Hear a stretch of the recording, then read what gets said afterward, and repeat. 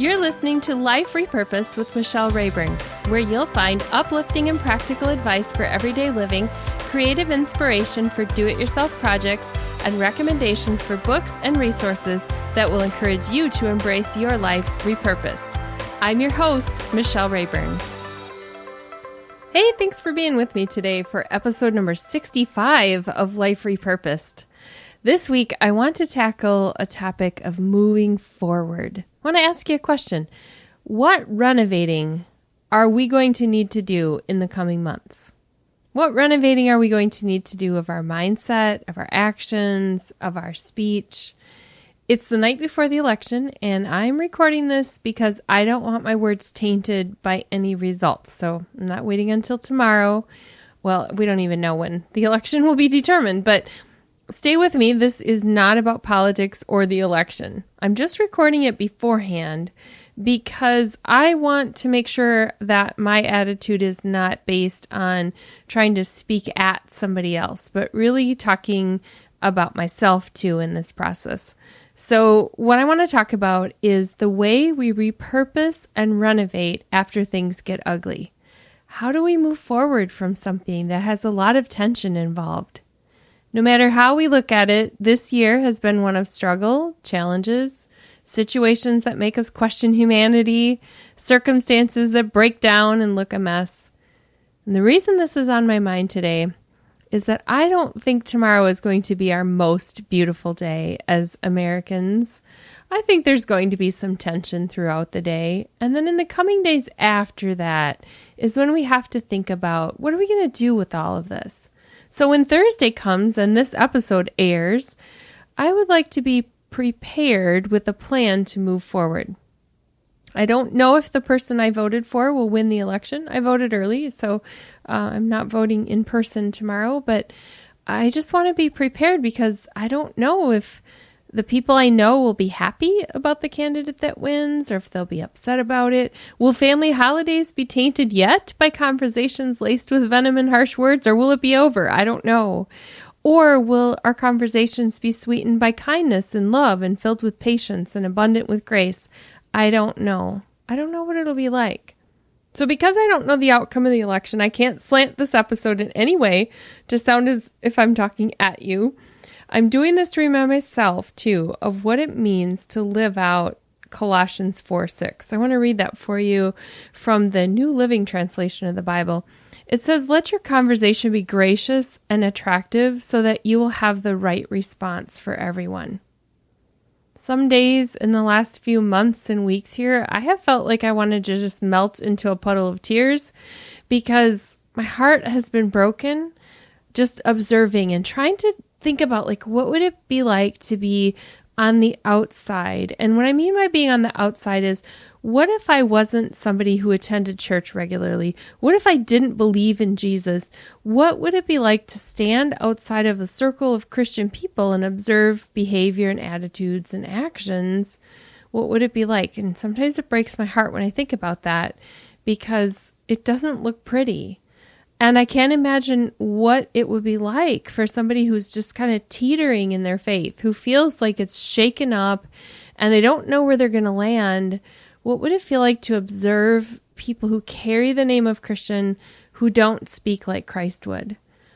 If there are doubts about God's love and his grace, then the behavior of his kids isn't going to help to ease those doubts if I look at what's going on around me.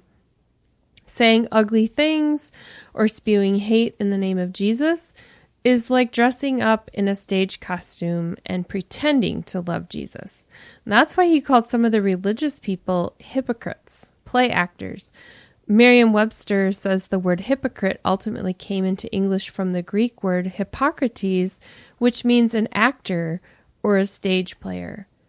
And so sometimes we act like stage players, like we claim to be Christians, but then however we dress it up doesn't look like that. And so I'm asking myself a lot of questions now, like, am I acting like a Christian right now? Am I prepared to act like one in the coming weeks after this election is over and people's broken hearts are all around me just because of what they've gone through and the things that have been said to them? I would know about what a hypocrite is because I've been one. So I'm saying this from a perspective of a daily battle of making sure that I am not wearing a costume and that I'm really genuine. And there are days where I know there's ugly stuff in there and I'm not having the attitude and even the mindset that I know I should. It's just this constant renewal process of saying, God, I want you to help me have a better heart, a better attitude, more love, that kind of thing. And peeling off the costume, if you've been a hypocrite, is painful. Looking in the mirror without it can be nauseating because we take away the layers and we suddenly see ourselves for who we are. And when we realize that what we are is not beautiful, I'm not talking about physical beauty, I'm talking about the condition of our heart and the whole mindset and all of that goes with it.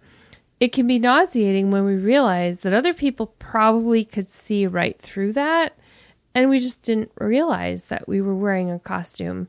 And then we can't go back and change. We can't really undo. I mean, there's things we can do to make some restitution, but it just can't all be fixed. So all we can do is move forward. So let's talk about how we repurpose and move forward. I just mentioned to you that passage from Colossians 4, and if you aren't a Bible reader, because someone in a Christian costume, air quotes there, maybe hurt you, I want you to stay with me here because I'm not about preaching sermons. I'm a speaker, so there are times I stand on a stage and speak to a group of people, and actually it is like a sermon, but that isn't what this podcast is. This is exploring thoughts and attitudes and just taking different paths and looking to see, like, where is truth? What do we think was truth and we realize it wasn't? So it's just asking a lot of questions. And so what I'm going to do is give several principles here that came right from the Bible that can help us move forward when we're in a situation like I think we're facing this week. But I don't want that to have a preachy tone at all. I really want it to be about exploring the idea that the Bible has truth and we can apply it to daily living. And it wasn't just something that was written so long ago that it has no application to life. It's something that actually can be a manual for living right now. So let's look at a couple of principles from Colossians 4 that I think can really help us in moving forward here. The first one is devote yourselves to prayer with an alert mind and a thankful heart. That comes right out of that passage. Devote yourselves to prayer with an alert mind and a thankful heart. Why is this important?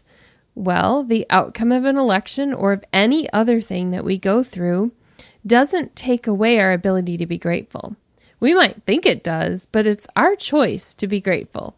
So the process that we have gone through that has caused strife, it's caused angst within us, it doesn't need to remove our gratitude. And so this talks about being alert, and we need to be alert to the needs of the people around us, or we could get drawn into something that's really far from truth. And it's not just being alert to like danger, it's really being alert to our own thoughts and our own attitudes. An alert mind means stopping to think for ourselves too, and not just thinking because somebody has fed us something and that's just what we think we're supposed to think.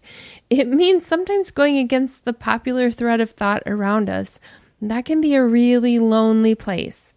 But the only way we can move forward is to learn how to be alert enough to think for ourselves.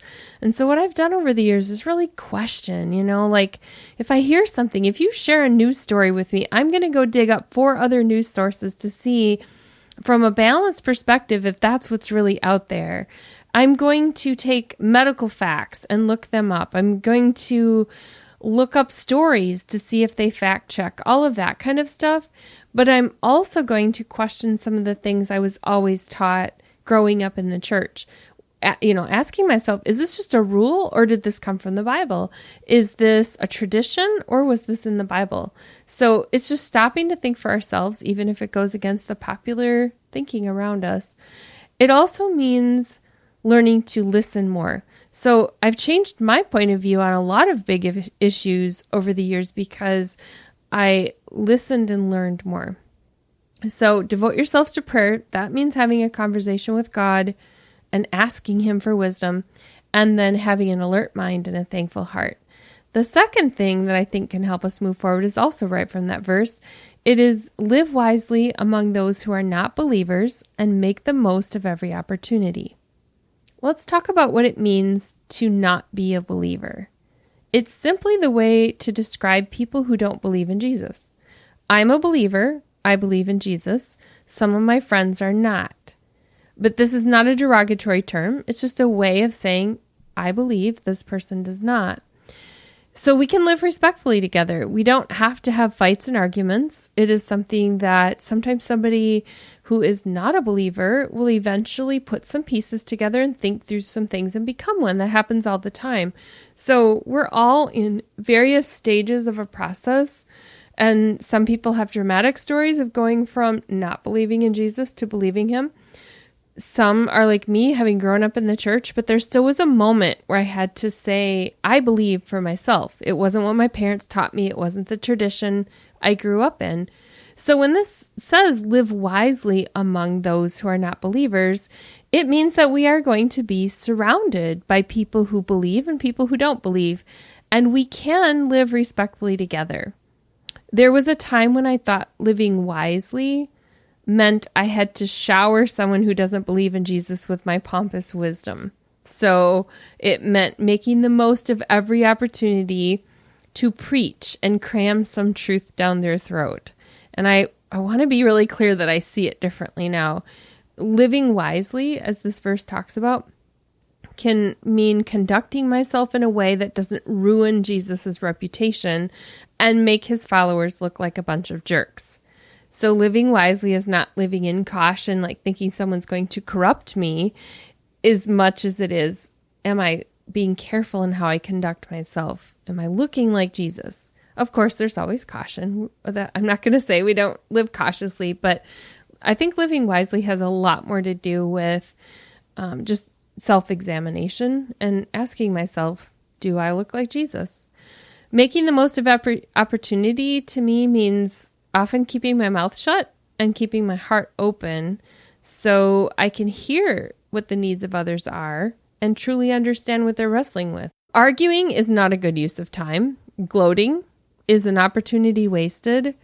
So you get the idea that when we live wisely among people who are not believers and we make the most of every opportunity, it really is about looking for ways that we can have a positive influence and show people what it means to be a follower of Jesus and not just somebody who's dressed up in that costume that I was talking about.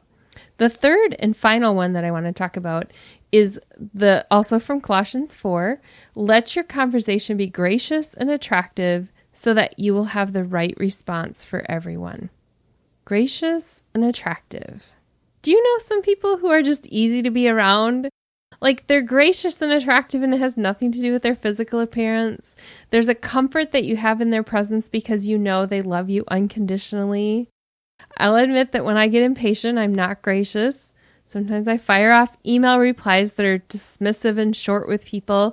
And it isn't that I'm an angry person. It's just that when I get frustrated, I'm like, I have no time for patience. And I know that's not a good thing because that's when feelings get hurt and the wrong things get said. So I have to practice how to participate in conversations that do no good, practice how to respond in a way that does good. Having the right response for everyone could include some of these things. So I'll just give you a little list here of some examples. It might be nothing at all. It might be a smile. It might be no words. So our conversation doesn't always have to have a wordy response back. Sometimes keeping my mouth shut is the best thing I can do. A word of encouragement is a possible response. A peace offering, a sincere apology, offering forgiveness for somebody who has apologized. Sometimes it's an invitation, like, tell me more. It could also mean standing up for someone else. And of course, there's a boundary there. We have to be really careful that our standing up for someone else doesn't go into one of those areas where we have, an angry meltdown or something like that. But There are times when an appropriate response is speaking up for somebody else too. Oftentimes it's praying for God's wisdom before anything comes out of our mouth and just saying, Lord, give me the right response. Should I stand up for this person? Should I apologize? Should I just listen? Should I smile? What do I need to say? So it's asking for that wisdom. If we commit to move forward out of an ugly mess of anger and quarreling, I know that we can expect some additional conflict because sometimes choosing to do the right thing is not popular. And so when it's not popular, it creates more conflict. Based on our past history, some people might not trust us. If my response has always been one of a hypocrite, and I'm suddenly changed because I know God has done some big work inside of me, I can't expect that every person I've hurt is going to trust me right away if I've acted like a hypocrite before. It's going to take some self-reflection and some awareness to even begin that process of changing. And so that's where I'm walking alongside of you and saying, I've gone through this process and it's a continual thing. I'm always going through it and working on reflecting and asking questions and really seeking what's going on inside of me. So as we close this section, here are some thoughts that we can ask ourselves, and you can use these as some self-reflective questions. And then after this, I'm going to leave you with a resource today. So questions we can ask. Is there anything in what I have recently said that I'd be embarrassed to say in front of Jesus? I know from Sunday school when I was a little girl that he's with me all the time, but I sure forget that he's with me, and I say things that I know I'd be embarrassed to say directly in front of him, and yet he hears all of it. We can ask, is there any bitterness in my heart? Bitterness is something that makes me hold on to a grudge or think the worst of somebody and not think the best of them. Another question, have I sought God to see what he thinks of the condition of my thoughts? Am I willing to do whatever it takes to renovate my attitude? Have I released blaming others for my problems? How did Jesus treat his enemies, and have I done the same? That's just the beginning of some thoughts that we can have that help us to truly look. And another thing is sometimes helpful is thinking if somebody else were to describe my behavior, would they describe it in the same way that I describe it? Oftentimes we're blind to our own downfalls, and it's easy for us to spot that in other people. And it's kind of like this story in the Bible where David had done a big sin. I'm not going to get into the whole story, but his friend, the prophet Nathan, came to him, and he gave him this whole scenario. He stated like this story about somebody else, except it was really about David. David just didn't know it. And at the end of that story, Nathan said, "You are that man." Oftentimes, if somebody were to write our own story out and we read it, we would be outraged by the behavior. What would it be like if God then turned around and said, "You are that woman, you are that man"? That's the kind of question that we can ask ourselves. If I saw this story somewhere else, would I be as accepting of my own attitudes and actions as I am when I'm blind to my own downfalls? Okay, let's go to a resource as we wrap up. For a resource this week, I want to feature a little devotional book by Skye Jitani that I have just started reading. It's called What If Jesus Was Serious? You'll find a link in the show notes at michellerayburn.com/65. I'll have a link right to the book there for you. This book is based on Jesus' Sermon on the Mount, which comes out of the book of Matthew in the Bible. And it's where Jesus gave some principles for living. And in the book, Skye Jitani takes those and asks the question, what if Jesus really meant what he said? What if this wasn't just suggestions for living, but what if this was really how he wants us to live? The thing that makes this book really fun is that Skye does these daily devotionals that it's called With God Daily, I think is what it's called. And he does these little doodles. And so he's got little sketches that go along with each devotional in the book. And so it just makes it kind of fun and interesting. It's a colorful book, and so it's not like your typical devotional book. This is from the publisher and the description of the book. Daily devotions for people who hate daily devotions. Let's face it, a lot of Christian resources can feel cheesy, out of touch, and a little boring. But when Skye Jitani started doodling and writing up some of his thoughts about God, his Twitter and email list blew up. What If Jesus Was Serious is a compilation of all new reflections and hand-drawn doodles from Skye. He takes a look at some of Jesus' most demanding teachings in the Sermon on the Mount and pushes us to ask whether we're really hearing what Christ is saying. If you've traditionally been dissatisfied with Christian devotional resources but love to learn about Jesus and think deeply, this book was written for you. So the book talks about loving our neighbors, promoting peace, meeting people's needs, and much more, all from the words of Jesus. So I encourage you to go to michellerayburn.com/65 and get the link to that book and pick that up so that you can use that in your own daily devotions. The nice thing about it is it's not a really heavy Bible study, but it really gets into truth, and I like that. So if you're looking for a way of getting introduced to God's Word, maybe you're not regularly studying, starting with something like this where you're getting some meditation about words that Jesus said and learning how to apply it to everyday life is a really great start. So as I think about this week and the coming months and the coming weeks, let's make a commitment together that we are going to move forward and that we're going to do it in a way that we can rebuild people, that we can encourage and lift them up, and that ultimately we can live like Jesus lived so that we bring honor to him instead of, like I said, having people see that his people are a bunch of jerks. We don't want that. So let's make a commitment together that we're going to live out love and that we are going to show kindness to people. And it's going to take a lot of work. I know I'm going to work on it too. As we work on it together, let's come back in a week for another episode. You've been listening to Life Repurposed with Michelle Rayburn. Check out tips, resources, and inspiration at michellerayburn.com. I'd love it if you would subscribe to the podcast on your favorite platform, Apple Podcasts, Google Play, iHeartRadio, or Spotify. I'd also love it if you would like, review, and share the information about this podcast with your friends. Thank you so much for listening.